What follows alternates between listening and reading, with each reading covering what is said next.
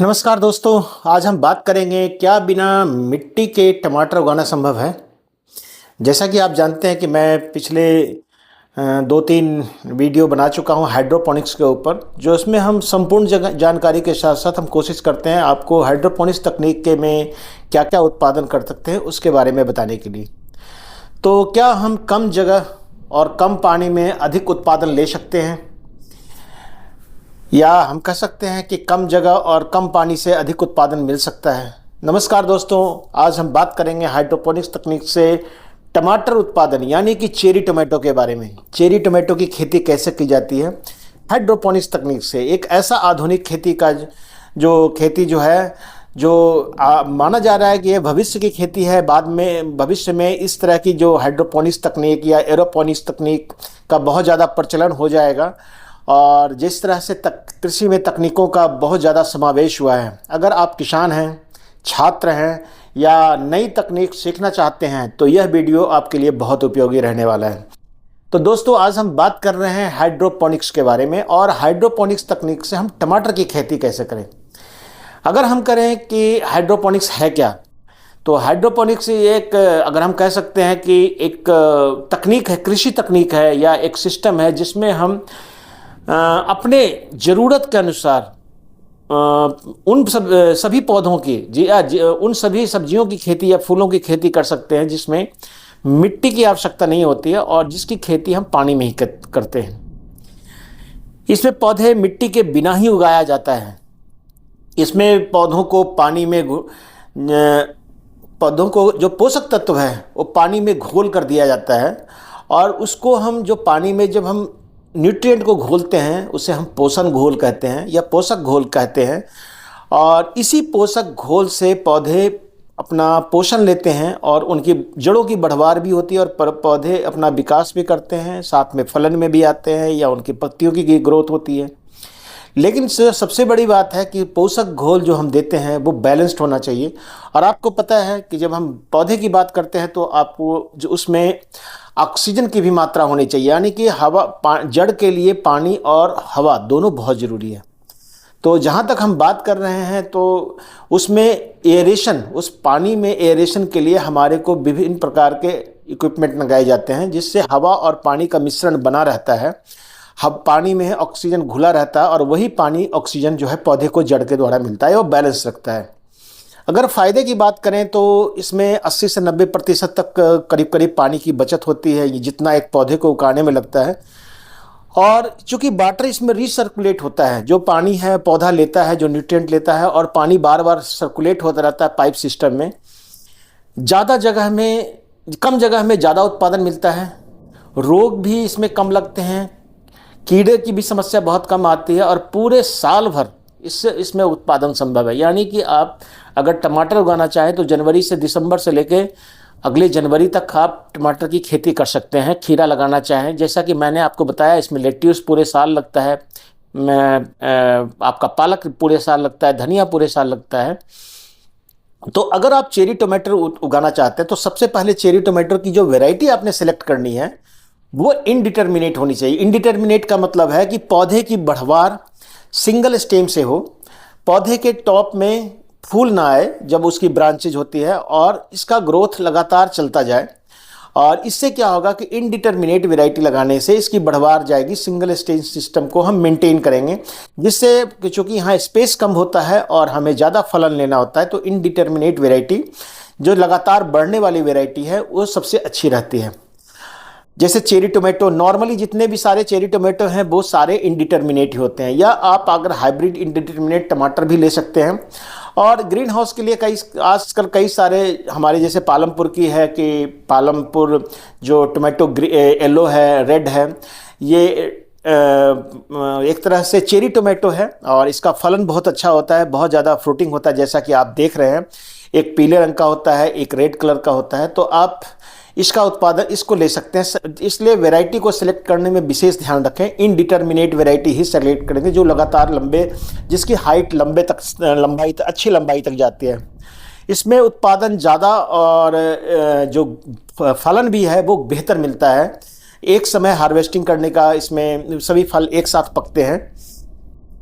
अब टमाटर को अगर आपने लगाना है तो आपको नर्सरी तैयार करना पड़ेगा। सीड आपने सेलेक्ट कर लिया, तो नर्सरी तैयार करने के लिए आपको सबसे पहले नर्सरी के लिए आपको प्रोट्रेज वगैरह में नर्सरी ग्रो करना पड़ेगा। रॉक जो ग्लास फाइबर होता है या रॉक वूल होता है उसमें, या कोकोपीट वगैरह में।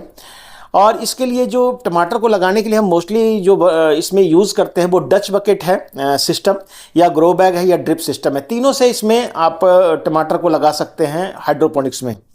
तीनों में न्यूट्रिएंट की सप्लाई होती है। जो डच बकेट है उसमें न्यूट्रिएंट रीसर्कुलेट, जो एनएफटी सिस्टम है उसमें न्यूट्रिएंट रीसर्कुलेट होता रहा, जबकि ग्रो बैग में न्यूट्रिएंट्स रीसर्कुलेट नहीं होता है। लेकिन टमाटर के लिए अगर सबसे बढ़िया सिस्टम की अगर हमारे से बात करें तो हम कहेंगे डच बकेट सिस्टम सबसे बढ़िया है, जिसमें क्ले बॉल्स होते हैं या उसमें ग्रो, और दूसरा जो है वो ग्रो बैग है, जो आजकल प्लास्टिक के बने हुए ग्रो बैग्स आते हैं। अंदर से ब्लैक होता है, बाहर से वाइट वगैरह या डिफरेंट कलर के होते हैं।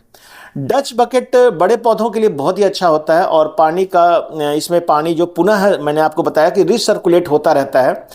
और जबकि ग्रो बैग सिस्टम में हम जो पानी डालते हैं वो वन टाइम ही यूज़ होता है, इसलिए इसमें बार बार हमको ड्रिप इरिगेशन लगाना पड़ता है।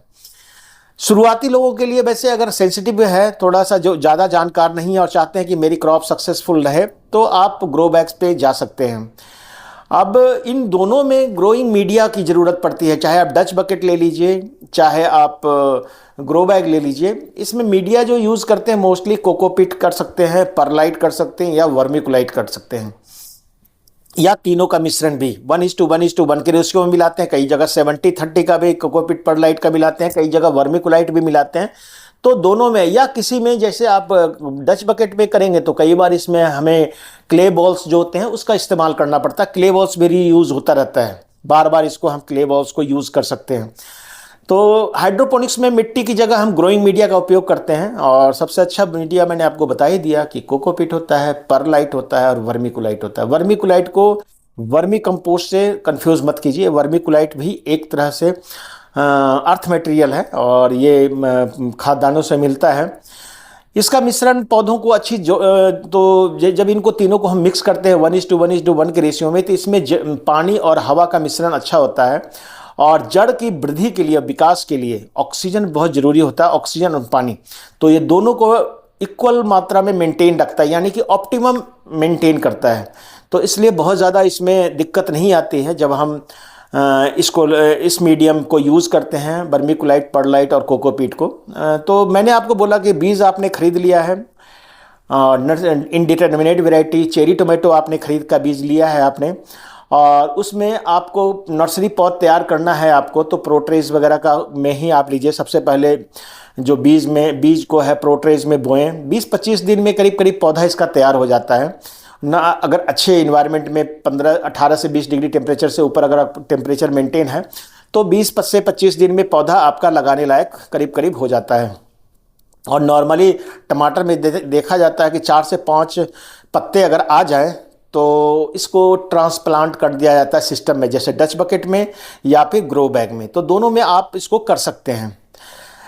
सबसे जो आपने बीज का चुनाव किया, उसके बाद जो आपने बीज लगाया उससे नर्सरी के पौधे तैयार हुए, तो उसमें ये देखना है कि पौधा स्ट्रांग होना चाहिए, मजबूत होना चाहिए, स्वस्थ होना चाहिए, उसके पत्ते में कोई कीड़े वगैरह ना लगे हों। और उसमें रुपाई जो है, जब भी हम इसको ट्रांसप्लांट करते हैं, वैसे तो इसको दिन में किसी भी समय कर सकते हैं, लेकिन बेसिकली इसको ध्यान रखना चाहिए कि इसको ट्रांसप्लांट जब भी आप करते हैं तो सुबह शाम के समय ही करें, सुबह मॉर्निंग में या इवनिंग में। क्योंकि जब हम प्रोट्रेज से हम नर्सरी के पौधे को निकालते हैं तो पूरा रूट सिस्टम इसमें डैमेज नहीं होता है, इसलिए बहुत ज़्यादा दिक्कत नहीं आती होती है इसके सर्वाइवल में। तो कोशिश कीजिए आप कि इसको सुबह या शाम में ही ट्रांसप्लांट करें। घोल की बात करें तो इसमें 2 चीज़ें आपने ज़रूर देखना है, और क्योंकि हम जब न्यूट्रिएंट देते हैं तो वो टॉक्सिक भी नहीं होना चाहिए कि जड़ जो है वो डैमेज कर दे जड़ को। तो बहुत ज़्यादा न्यूट्रिएंट नहीं डालना है इसमें। मेंटेन किया हुआ इसका न्यूट्रिएंट सिस्टम होता है, एक मिक्स क्या आता है जिसमें सारे न्यूट्रिएंट होते हैं, और हमको पीएच मेंटेन करना पड़ता है और ईसी को मेंटेन करना पड़ता है। तो हाइड्रोपोनिक्स में पौधों की पूरी वृद्धि उसके पोषक जो घोल हम डाल देते हैं उसी पर डिपेंड करता है। अगर पोषक घोल बहुत बढ़िया होगा जिसमें nitrogen, phosphorus, potash, magnesium, calcium, iron सब कुछ मिक्स होता है, अपनी अपनी एक स्टैंडर्ड माना जाता है, और इसके जब हम इसको पानी के घोल में मिलाते हैं तो इसका पीएच भी हमें मेंटेन करना पड़ता है। अगर पीएच की बात करें तो टमाटर के लिए या चेरी टोमेटो के लिए 5.5 से 6.5 के बीच होना चाहिए। वहीं इलेक्ट्रिकल कंडक्टिविटी की अगर हम बात करें तो 2 से 3.5 के बीच इसका होना चाहिए। तो ये एक ऑटोमेटिक मीटर होता है जो ऑलरेडी लगा होता है जब हम हाइड्रोपोनिक्स तकनीक को हम यूज़ करते हैं या हम इंस्टॉल करते हैं। और ये जान लीजिए कि आप कुछ भी करें चाहे नहीं, लेकिन प्रतिदिन आप पीएच जो घोल का है वो और उसका इलेक्ट्रिकल कंडक्टिविटी, ये दो चीज़ें को जांच करना बहुत ज़रूरी है और इसको मेंटेन करना बहुत ज़रूरी है। ना इससे ज़्यादा ऊपर जाए ना इससे ज़्यादा नीचे जाए, तो इसको देखना पड़ता है। इसके अलावा टमाटर जब ग्रोथ करने लगता है, बहुत तेज़ी से इसमें हाइड्रोपोनिक्स में ग्रोथ होता है, तो इसकी ट्रेनिंग और प्रूनिंग भी करनी पड़ती है। ट्रेनिंग प्रूनिंग की बात की है कि अगर ट्रेनिंग करेंगे तो सिंगल स्टेम रखा जाता है ताकि बहुत सारे पौधे, नंबर ऑफ प्लांट पर स्क्वायर मीटर में ज़्यादा होते हैं। तो अगर इसमें ब्रांचेज आने देंगे तो पौधे की बढ़वार के साथ साथ हमें मेंटेन करना मुश्किल हो जाएगा। तो हर हालत में इसको ट्रेनिंग और इसके जो एक्सिल में जो नए लीफ निकलते हैं या नई बर्ड्स निकलते हैं उसको काटना पड़ता है। और पौधे को, चूंकि इसका तना बड़ा स्ट्रॉन्ग नहीं होता टमाटर का, तो इसको सहारे की आवश्यकता होती है। तो रस्सी से इसको, प्लास्टिक की रस्सी जो आती है जो पॉली हाउस में यूज़ होता है, उससे इसको हैंग करना पड़ता है, लटकाना पड़ता है। टमाटर के पौधे लंबाई में बहुत तेज़ी से बढ़ते हैं, इसलिए हम जानते हैं कि सहारा देना बहुत ज़रूरी है। और जैसा कि मैंने आपको बताया कि रस्सी या तार से पौधे को ऊपर की तरफ ट्रेन किया जाता है। साइड सूट को हम हटाते रहते हैं, बार बार सूखे पत्ते को हम निकालते रहते हैं। इसके उत्पादन और फल की गुणवत्ता इसमें जो होती है वो बेहतर होती है। फल चूँकि हवा में लटकते हैं और किसी चीज़ से टच नहीं होता है, तो फल देखने में बड़े खूबसूरत होते हैं। फल में कोई किसी तरह का दाग बहुत कम आता है, बीमारी की समस्या बहुत कम आती है। लेकिन फिर भी कुछ रोग और कीट प्रबंधन की बात हमको टमाटर में, पॉली हाउस में भी देखने को मिलता है, हाइड्रोपोनिक्स में भी, कि जड़ जो मिट्टी जनित रोग है वो तो नहीं आते हैं। और पानी भी हम स्वच्छ यूज करते हैं, बिल्कुल कंटेमिनेशन नहीं होता है, इसलिए जल से भी, जो पानी से भी होने वाली कोई बीमारी है वो भी नहीं आती है। लेकिन फिर भी कीड़े की समस्या कई बार आ सकती है। तो कई बार स्वस्थ और संक्रमित पौधों के पत्तों को हम देखते हैं कि पता लग जाता है कि इसमें पीलापन है या कुछ भी है, तो उस तरह से हम इसको मेंटेन करते हैं। इसमें एफिड की समस्या कुछ हद तक आ सकती है। हाइड्रोपोनिक्स में रोग जो है वो टमाटर में कम ही लगता है, लेकिन फिर भी एफिड जो है, तेला, उसकी समस्या आ सकती है। तो इसके लिए आप अगर एफिड वगैरह आए, या कई बार वायरस भी होते हैं जो सीड के साथ ही आता है, या वाइट फ्लाई का कई बार अटैक हो जाता है, क्योंकि पॉली हाउस में वाइट फ्लाई का ग्रोथ बहुत ज़्यादा होता है, या कई बार फंगल ग्रोथ भी हो सकता है। फंगल रोग जो होता है जिसको हम फंजीसाइड वगैरह यूज़ करते हैं, तो कई बार ऐसा हो सकता है, बहुत कम केसेस में होता है। अगर आप अपने बहुत ही हाइजीनिक कंडीशन मेंटेन करके रखा है तो उस कंडीशन में ये कम ही होता है। नॉर्मली हम जो हाइड्रोपोनिक्स लगाते हैं वो तो या तो पॉली हाउस में या नेट हाउस में लगाते हैं। अगर पॉली हाउस में बना हुआ है तो इसको मेंटेन करना ज़्यादा इजी होता है।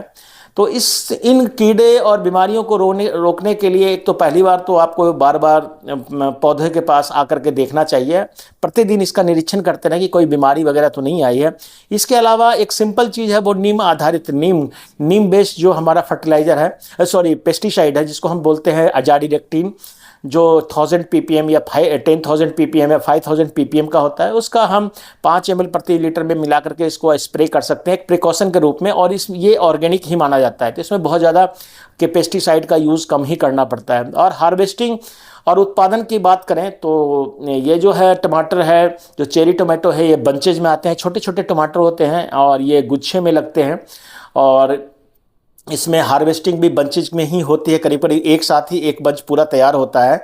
तो ऑलमोस्ट अगर हम करें तो इसको जो पूरा कलर आ जाने के बाद ही इसकी हार्वेस्टिंग करनी चाहिए, ग्रीन में नहीं करनी चाहिए। दूसरी बात, रोपाई जो हम करते हैं कि उसके करीब 70 से 75 दिनों के बाद पहला फल की तुड़ाई संभव हो जाता है इसमें, कि हम तोड़ सकते हैं। टमाटर को हल्का लाल होने पर या हल्का पीला होने के बाद ही इसको तोड़े, या इसमें पूरा कलर डेवलप होने दें ताकि मार्केटिंग ईजी हो। और प्रति पौधा अगर उत्पादन की बात करें तो इससे नॉर्मल जो हम टमाटर उगाते हैं उससे कई गुना ज़्यादा इसमें उत्पादन मिलता है, और गुणवत्ता भी इसकी बहुत ही अच्छी रहती है, देखने में बहुत अच्छा होता है, फल भी आकर्षक होते हैं और एक समान पकते हैं। तो ये जो हम चेरी टोमेटो की बात कर रहे थे आज, कि पॉली हाउस में आपने चेरी टोमेटो अगर लगाना है तो आपको कैसे उसको लगाना पड़ेगा, क्या देखभाल करनी पड़ेगी, पूरा सिस्टम के बारे में आप जानते हैं कि हाइड्रोपोनिक सिस्टम के बारे में हम एक बार बता चुके हैं पिछले वीडियो में। तो कैसे आपने करना है, कब करना है, कैसे इसका उत्पादन आपने लेना है, बहुत इजी प्रोसीजर है। और टमाटर आप चेरी टोमेटो को आसानी से इसमें उगा सकते हैं। जैसा कि देख रहे हैं ये डच बकेट सिस्टम में लगा हुआ है और इसमें कुछ जो है वो ग्रो बैग्स में भी लगे हुए हैं। तो दोस्तों, हाइड्रोपोनिक्स तकनीक से टमाटर उत्पादन एक लाभदायक व्यवसाय है और एक आधुनिक खेती भी कह सकते हैं, जिसमें एक स्वरोजगार के साधन है। कम जगह में और कम पानी में ज़्यादा उत्पादन अगर आपने लेना है तो हाइड्रोपोनिक्स तकनीक सबसे बेहतर रहेगा। और यही इसकी सबसे बड़ी, लेकिन मार्केटिंग के ऊपर डिपेंड आधारित रहना पड़ता है कि अगर मार्केट में प्राइस कम मिलेगा तो हमें प्रॉफिट कम होगा। तो ये थोड़ा सा बात ध्यान रखने की बात है। यही हाइड्रोपोनिक्स तकनीक की सबसे बड़ी खासियत है कि कम पानी, कम जगह और ज़्यादा उत्पादन। अगर आपको ये वीडियो पसंद आया हो या उपयोगी लगा हो तो अवश्य इसको लाइक करें और चैनल को सब्सक्राइब करें, ताकि मैं अपने आपको नए नए वीडियो, अपने तकनीकी जानकारी आपको देते रहूं और खेती से जुड़ी हुई नई तकनीकों के बारे में मैं आपको बताता रहूं। कमेंट बॉक्स में जाकर के ज़रूर अपने कमेंट्स लिखिए। तो किसान भाइयों, आज के लिए